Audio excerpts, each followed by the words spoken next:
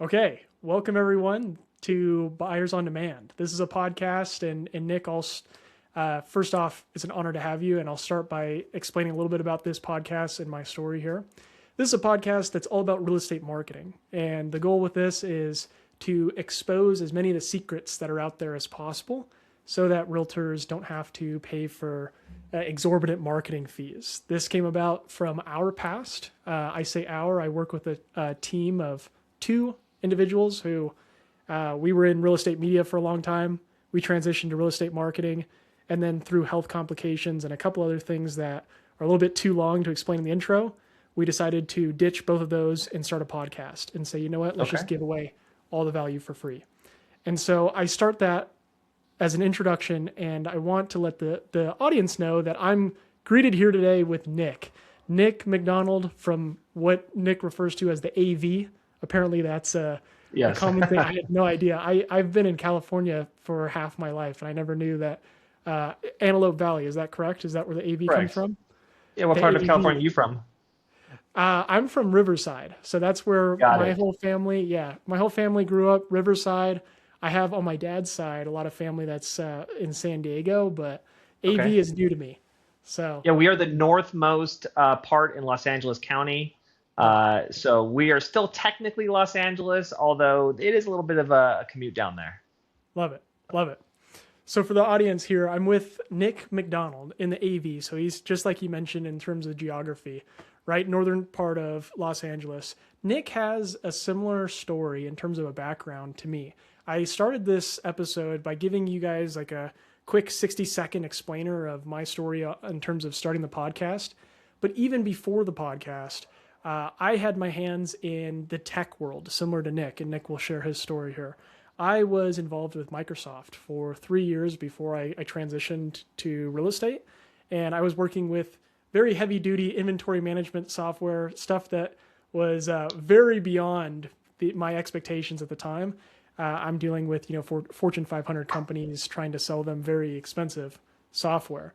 And I start that introduction because when I'm looking at your story, Nick, you follow a similar trajectory in a sense, right? You have some really interesting stuff with robot systems for movies, which we'll talk about, but you also have 11 years in inventory management.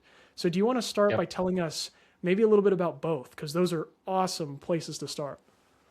Yeah, so I was in college for electrical engineering, and I saw an opportunity to do, I don't know, wiring and stuff for motion control systems for movies.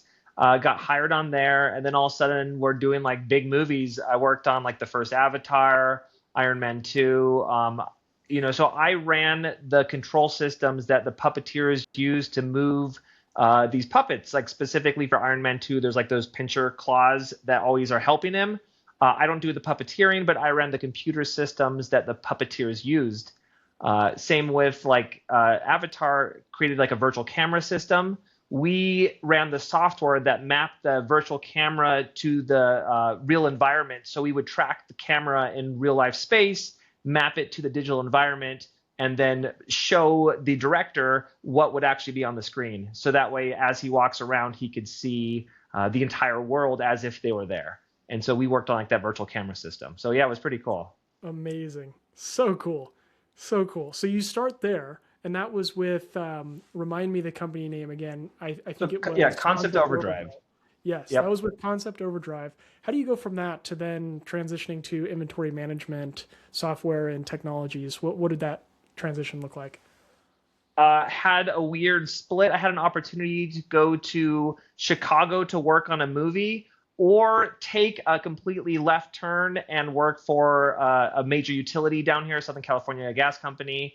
I took that turn and started working for them, not in inventory management. I was like the guy that would turn on your gas, Hmm, kind of looking for the stability, I guess, of that corporate life. gotcha.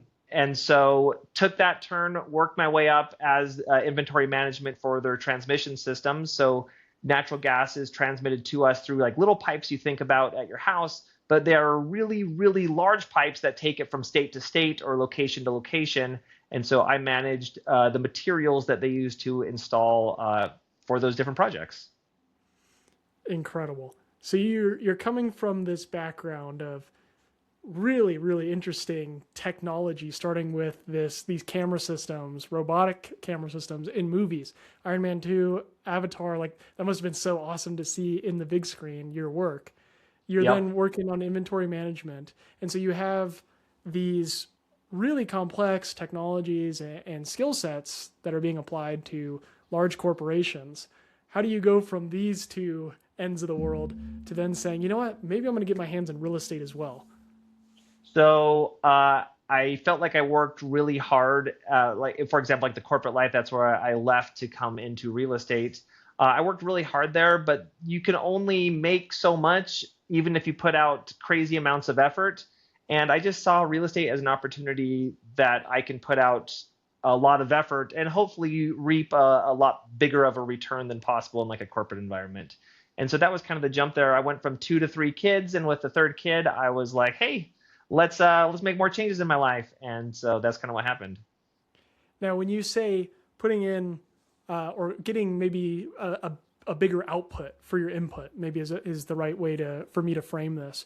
When you're saying that, the first thing that comes to mind as an outsider to your life is I'm immediately connecting the dots in terms of your marketing skill set that maybe you picked up, or maybe your technology skill set that maybe you picked up when doing these robotic systems for movies. It seems like, from an outsider's point of view, because this is, and again, I start with my story, way less cool than yours, because I learned when I was in these technologically advanced environments that I was really interested in marketing.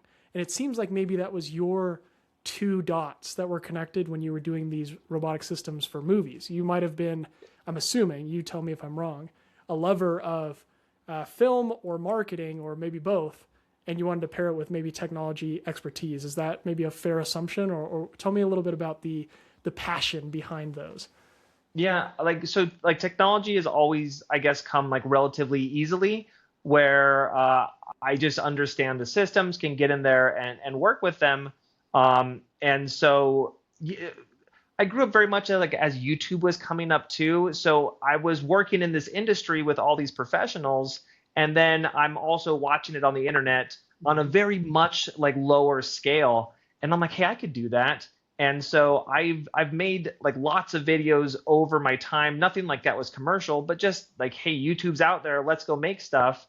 That was always of an interest. And so like there's lots of different things I've done and tried over that time on the side. And then that's kind of where with real estate, I saw that opportunity, which is like, hey, I think that we could do a lot of cool videos online. People aren't focusing as much on like local markets.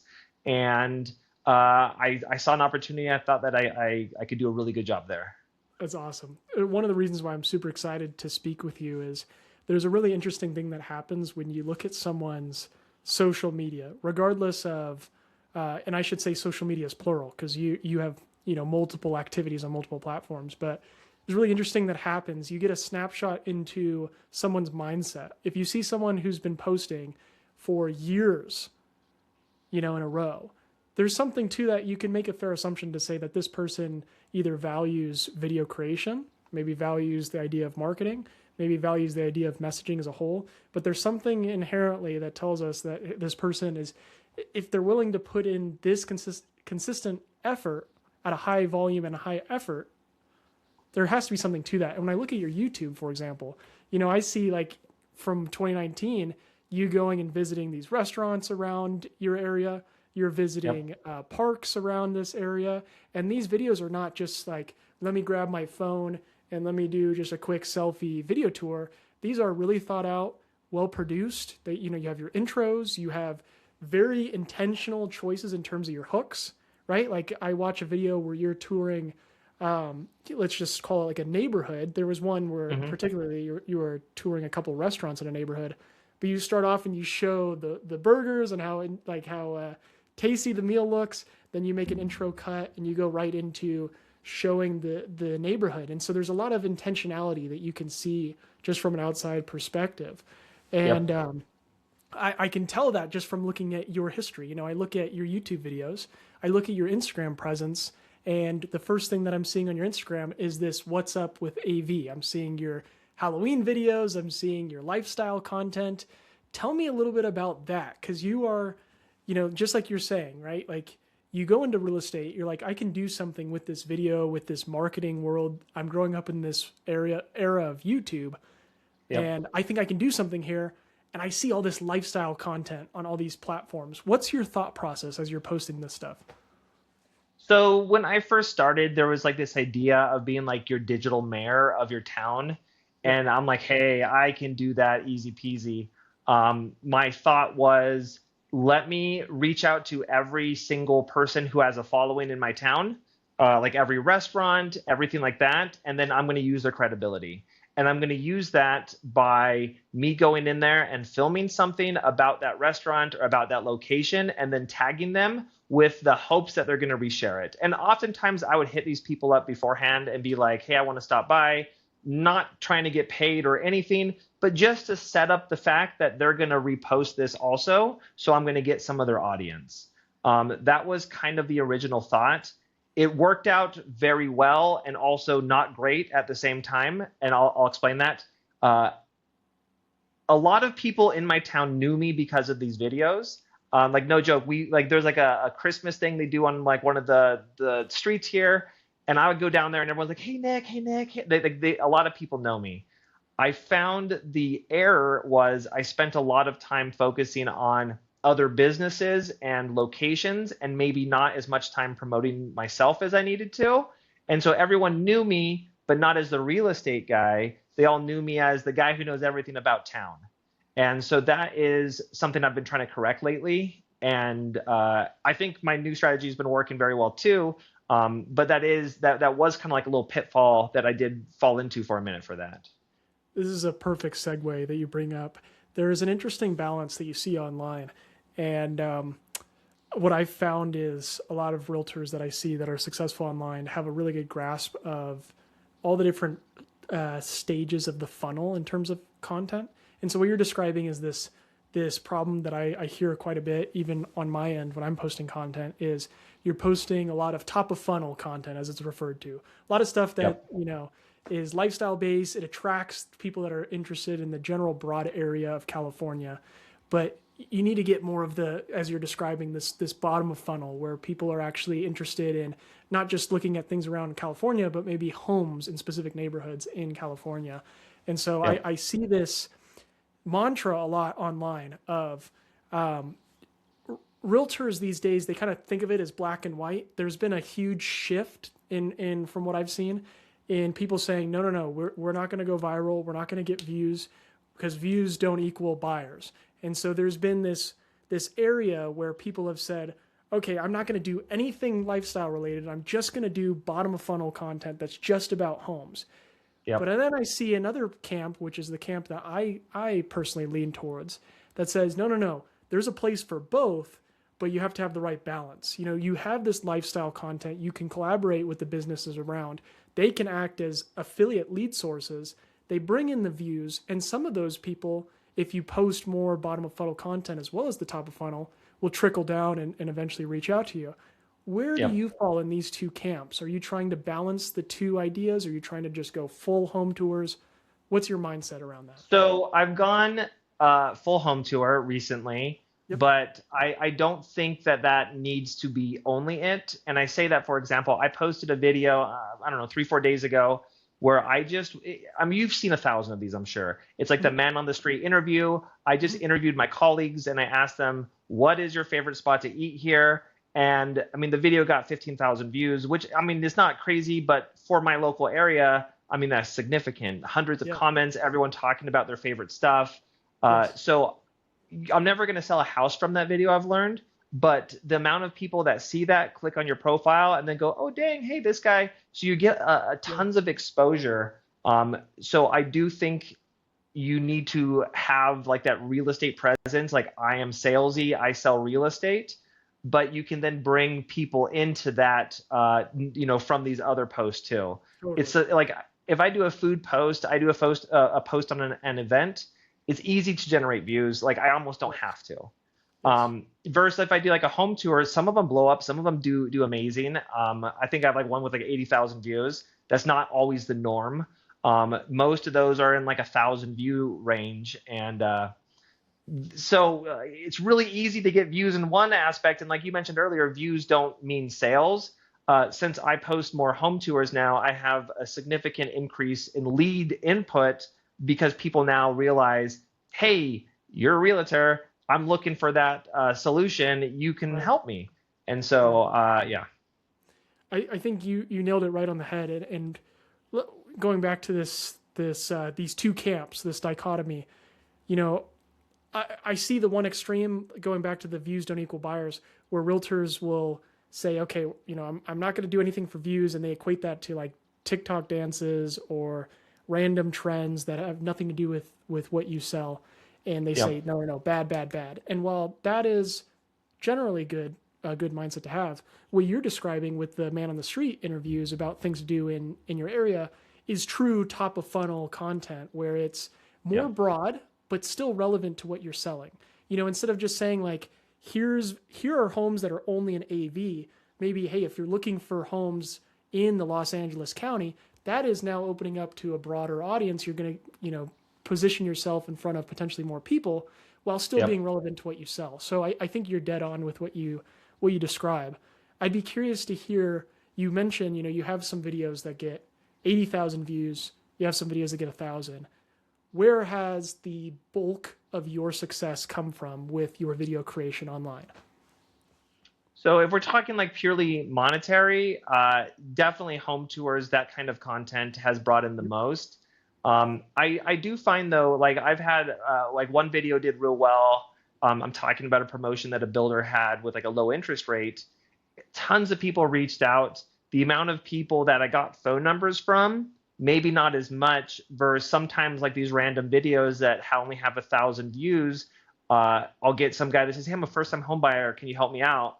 And then I'll get that to convert. So I find that even with these big ones, like I'm getting people from like, where was it? A lot of Sacramento people. Like sometimes you just don't know where the algorithm's going to push it out to. Sure, sure. And so they're like the bigger you are, it's amazing, but at the same time, you don't need to go, I think, as big as people think.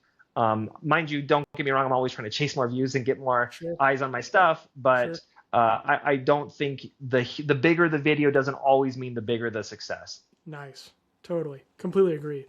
I also hear this or that comparison between platforms too. There's a lot of really good solid arguments when it comes to, let's try to direct our attention to YouTube, long form formats, more time on brand. If someone's watching 10 minutes of you versus maybe 10, 20-second clips, they're going to be more Yep. attached to this 10-minute version of you, right? They get to see more of your authentic self.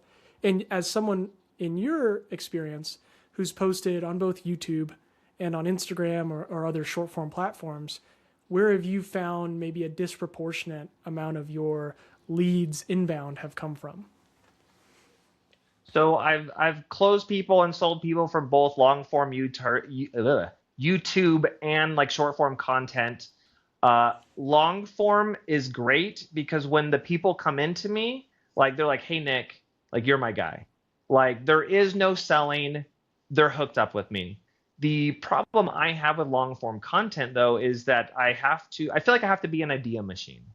And creating good videos constantly for YouTube that are 10 minutes, 15 minutes, I find difficult for myself. Versus short form content, as soon as like that really started to take off, like for example, you mentioned my What's Up AV content.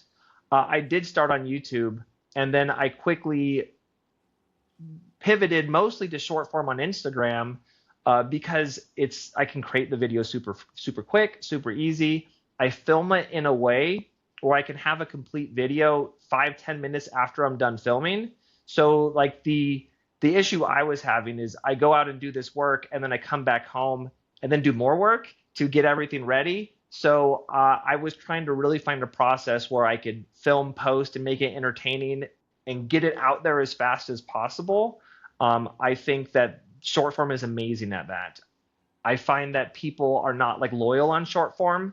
They will just like people who are commenting on my videos. I will for sure see them comment on my colleagues' videos too. So they are like there's no loyalty there. But mind you, over time, like you said, people will watch 10, 20, 30 of my videos. I try to post every single day. So that way they don't forget about me versus other people hope they're going to fall off. I'll only post once a week. I'll only post that. So although people might not be as loyal, they'll see, hey, like this guy's always working. I'm just going to go with him. And I do find that that is the case too. Awesome. Awesome. Yeah, I mean, you should. I although every agent that I talk to is always like, I'm not where I want to be on social. You should be.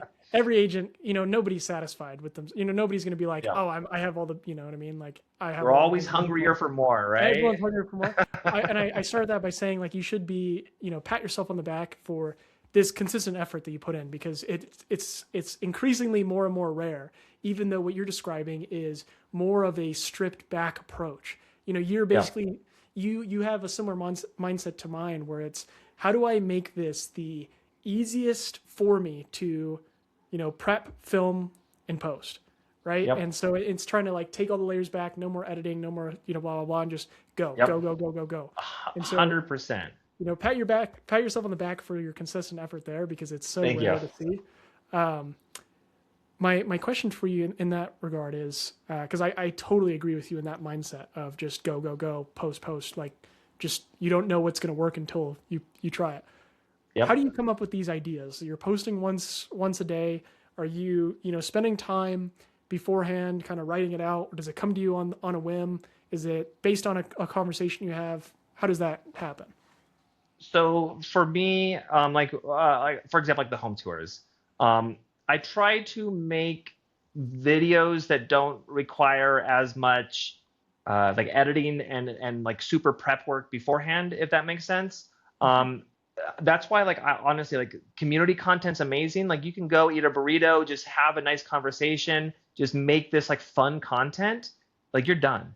I take home tours the same way, where you go to this house, you tour it, you show it, you're done. I don't know if this is my success or not, like if it's a good thing or not. When I go to these homes though, I see a lot of times people will just do one video and then that's it.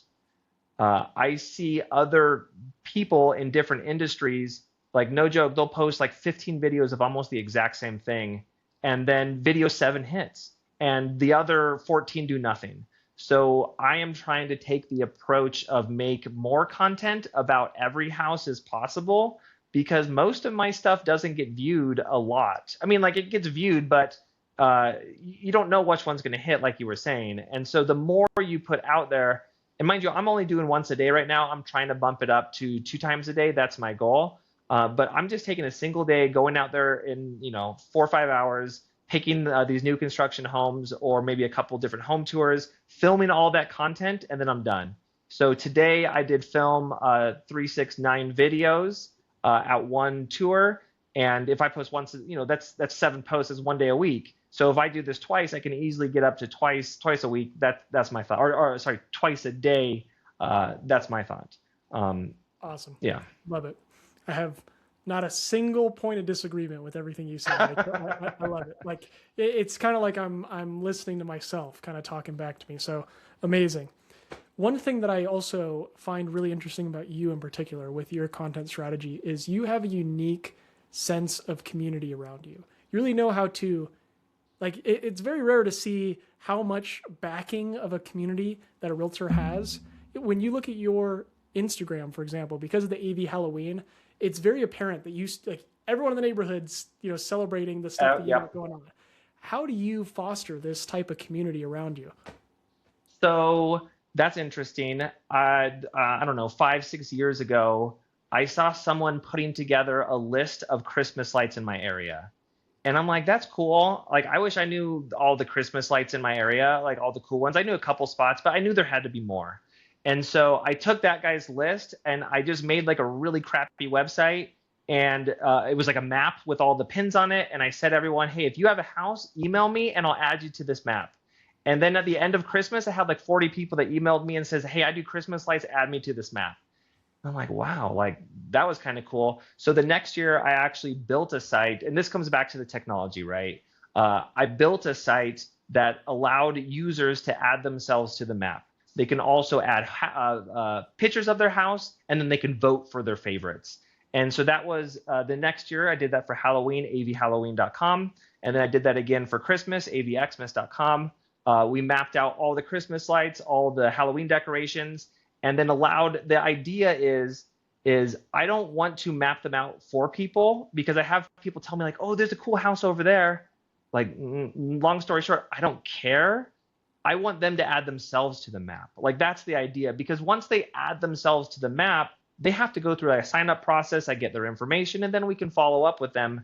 And like I said, I do this in a very non-salesy way. I'm not trying to sell these people on anything.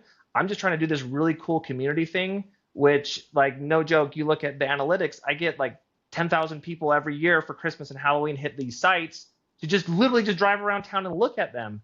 And so these are the kind of things that I do that make me like well known in my community, which I'm trying to bring back, is let them know also, hey, I sell houses, and then it's like a whole circle there.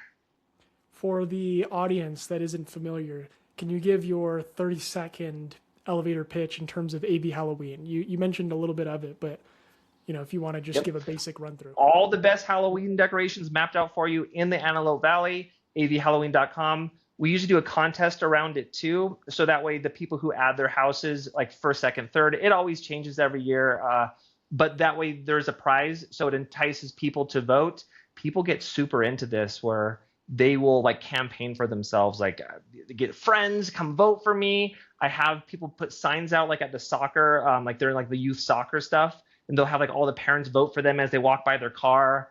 Yeah, like, people get really into it. Amazing. Now, with all the people that you come across in the AV, this amazing community that you have, you probably notice a fair share of, I don't want to call it mistakes, but maybe misconceptions that people have, either if they're maybe tourists or maybe they're locals, whatever the case is, when it comes to home buying in your current area. What, on the top of your mind, what kind of misconceptions do some of the buyers that you work with have in that general area? So my area is a very unique spot of Los Angeles.